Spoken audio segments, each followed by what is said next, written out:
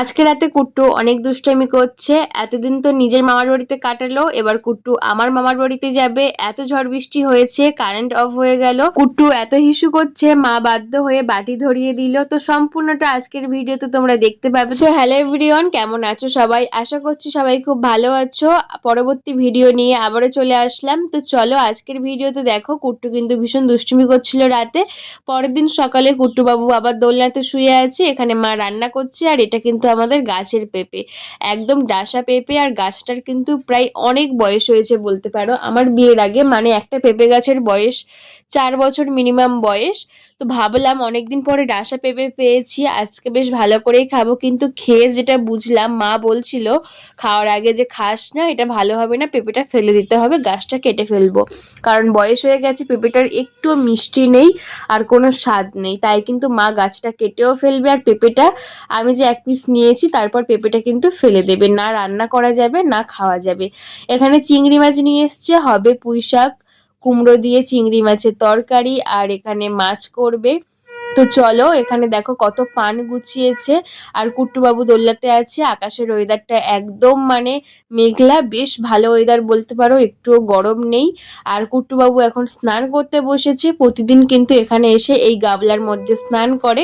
সমস্ত কিছু ভিডিও করার একটাই উদ্দেশ্য, সমস্ত কিছু আমি স্মৃতি করে রেখে দিতে চাই। তাই কিন্তু পরবর্তীতে 5-10 বছর পরে দেখতে চাই, তাই সমস্ত কিছু ভিডিও করি। এটা আমার শখ বলতে পারো। আকাশের ওয়েদারটা দেখো কি সুন্দর লাগছে আকাশটা। কুট্টুবাবু সবেমাত্র ঘুম দিয়ে উঠলো মুখ টুক ফুলিয়ে। আর আমিও ভালো ঘুমিয়েছি। এখানে এসে সত্যি বলতে শান্তি করে ঘুমাতে পারছি ভালো, কারণ এখানে প্রত্যেকের লাইফস্টাইল আলাদা। এখানে কিন্তু রাত 9টা-10টার মধ্যে সবাই ঘুমিয়ে পড়ে আর খুব সকালে ওঠে, তাই ঘুমটা কিন্তু বেশ ভালোই হচ্ছে। কুট্টুবাবু আবারও কিন্তু দোলনাতে দোল খাচ্ছে। আর আমার বাবা সম্পূর্ণ কুট্টুকে দোলা দিচ্ছে বলে কুট্টু এখানে এসে এত ঘুমাচ্ছে, কি বলবো। দুপুরবেলার মা রান্না বান্না কমপ্লিট হয়ে গেছে। এখানে সমস্ত রকম সবজি দিয়ে একটা তরকারি করেছে। আর মাছের ঝালের কালারটা দেখো, জাস্ট ওয়াও। মায়ের হাতের রান্না সত্যি অসাধারণ, সেটা আলু সিদ্ধ ভাত হোক আর যাই হোক। আমার কাছেও আমার মায়ের হাতের রান্না শুধু যদি মুড়ি মাখে, সেটাও কিন্তু অমৃত লাগে। সত্যি বলতে আমার দারুণ লাগে।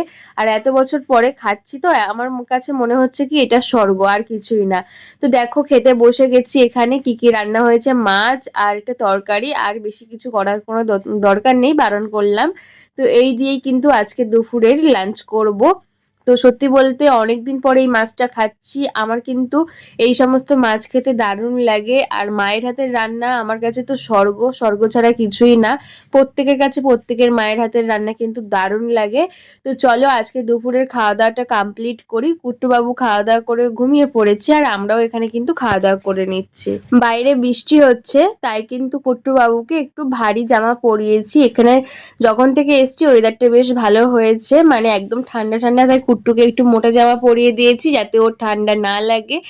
আর এখন কিন্তু প্রায় সন্ধে হয়ে গেছে। মা বলল যে প্রচুর বৃষ্টি হচ্ছে, একটু বেগুনি বা পেঁয়াজি করি। তাই কিন্তু মা এখানে বসে গেছে বেগুনি পেঁয়াজি করার জন্য। বিয়ের আগেও যখন ছিলাম তখন একটু বৃষ্টি হলে বা বর্ষার দিকে মা কিন্তু নানা রকমের রান্না বান্না করতো, তাই কিন্তু মা আজকে বললো একটু বেগুনি পেঁয়াজি করি। তাই কিন্তু 1 থালা দেখো বেগুনি পেঁয়াজি করেছে। আর আজকে সন্ধ্যেবেলা এটা দিয়েই মুড়ি খাওয়া হবে। কুট্টুবাবুকে সবার আগে খাইয়ে নিচ্ছি, দুধু। তো দুধু খেয়ে নিচ্ছে, তারপরে কিন্তু আমরা একটু মুড়ি খেয়ে নেবো। এই মুহূর্তে আমার ভাই নেই এখানে, ভাই একটু বেরিয়েছিল। আর ওর আসতে একটু রাত হবে। তো দেখো আমরা খাওয়া দাওয়া করে নিয়েছি, বাবা মা এখানে কথা বলছে। আর আমি কিন্তু এখানে বেশ জমিয়ে খেলাম আজকে সন্ধ্যেবেলা। আর কতটা বৃষ্টি হচ্ছে ধারণার বাইরে।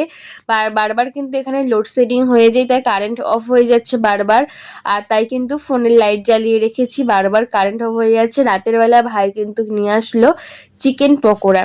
আজকে ভাজাভুজি বেশ ভালোই খাওয়া হচ্ছে। আর চিকেন পকোড়াগুলো দারুণ খেতে ছিল। প্রচণ্ড ঝড় বৃষ্টি, এখন কিন্তু কারেন্ট নেই এখানে, ফোনের লাইট জ্বালিয়ে ভিডিওটা করছে। আর এখানে কুট্টুবাবু এত পরিমাণ হিসু করছে, তাই কিন্তু মা বাধ্য হয়ে ওর মানে বাটি ধরিয়ে দিয়েছে বাটিতে হিসু করার জন্য। দেখতেই পাচ্ছ কতটা বৃষ্টি হচ্ছে, সমস্ত মানে ড্রাম সমস্ত কিছু ভরে যাচ্ছে, এত পরিমাণে বৃষ্টি হচ্ছে এখানে। আমি একটু বাইরে বেরিয়েছিলাম কুট্টুবাবুর জল ফোটানোর জন্য, জলটা ঢেলে নেওয়ার জন্য, তাই তোমাদেরকে একটু দেখিয়ে দিলাম।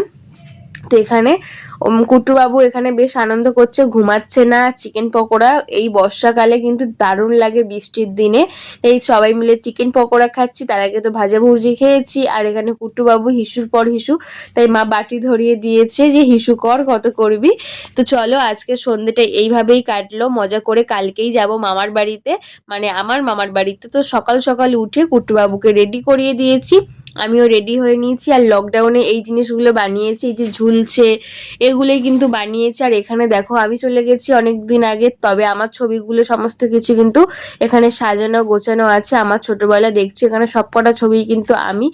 আর এখানে কিন্তু বই থেকে, মানে এগুলো যা যা দেখছো সব আমি যতটা সাজিয়ে গেছি সেই কত বছর আগে, সেই কিন্তু এখনো আছে। তো রেডি হয়ে বেরিয়ে পড়লাম। তো আমার মামার বাড়ি খুবই কাছে, তাই ভাই কিন্তু আগে ব্যাগ নিয়ে চলে গেছে, আমি মা আর কুট্টু বাবু যাচ্ছি। এখান থেকে মিষ্টি নিয়ে নিলাম। আর কুট্টু বাবু বাইরে বেরিয়ে এমন করছে, দেখো বড় বড় বাচ্চাদেরকে এমন করছে যেন ও সবার থেকে বড়। তো হেঁটে হেঁটে যাচ্ছি। মামার বাড়ির পরিবেশটা অসাধারণ, তোমাদেরকে দেখাচ্ছি। দেখো কত সুন্দর গাছপালা, আর এখানে করমচা হয়ে আছে, দেখো করমচার ফুলও এসছে আর করমচা হয়ে আছে। আর সবুজে সবুজ ঝাউ বাগান, মাঠ ঘাট সমস্ত কিছু মিলিয়ে কিন্তু দারুণ লাগে, একদম সবুজে সবুজ পরিবেশ। তো হেঁটে হেঁটেও, মানে গাড়ি থেকে নেমে গেছি, হেঁটে হেঁটে কিন্তু মামার বাড়িতে আসছি। দেখো অনেকটা প্রায় বেলা হলো। মাসিকে বলেছিলাম মাসি আমার জন্য ফুচকা বানাবে, রাতে খাবো। এদিকে আমার পেট খারাপ হয়ে গেছে, আগের দিন এত পরিমাণে আমি সব ভাজা পোড়া খেয়ে ফেলেছি। তো এখানে কুট্টু বাবু খেলছে দিদার ঘরে, আর এখানে আমার মাসি রান্না করছে। আর আমি কিন্তু একদম কলা সেদ্ধ দিয়ে ভাত, দিদা চটকে দেবে, আমি খেয়ে নেব।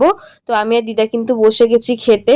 এখানে মা আরো এসে কাটাকাটি করে দিচ্ছে, মাসি ফুচকা ভাজছে। দেখো ফুচকাগুলো প্রত্যেকটা ফুলছে, আর এত সুন্দর ফুচকা হয়েছে। ঘরে যে এত সুন্দর ফুচকা হয় সত্যি ধারণার বাইরে। মাসি সুন্দর করে ফুচকা বানাচ্ছে। আমি শুধু একবার বলেছি মাসি আমি ফুচকা খাবো, তো ভাই এখানে একটু রোদ খাইয়ে দিচ্ছে। দেখো ফুচকাগুলো কতটা সুন্দর, পুরো দোকানের মতো হয়েছে না?